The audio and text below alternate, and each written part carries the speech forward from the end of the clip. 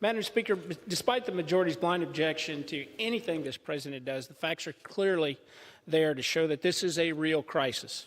President Obama agreed when he requested emergency funding in 2014 to deal with the crisis on the border, and when he declared a national emergency because of the transactional drug traffickers.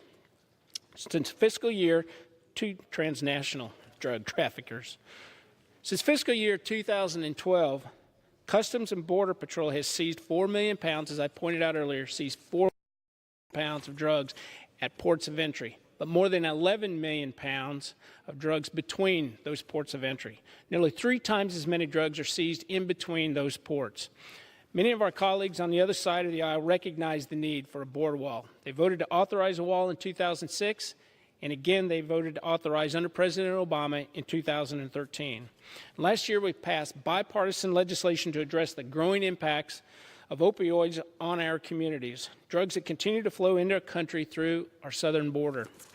Make no mistake, the opioid crisis is real. Earlier this month, the Centers for Disease Control issued a report noting that deaths from fentanyl have increased from 1,663 in 2011 to 18,335 deaths in 2016.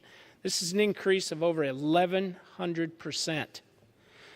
There was bipartisan agreement that there was a drug-related crisis, but now suddenly some are calling this a manufactured crisis.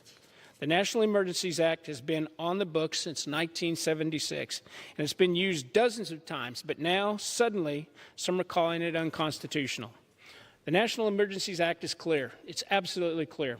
The President has the authority to act. The President is using the authority Congress has given him, and the President stood firm, understanding the gravity of this crisis, and issued his first presidential veto.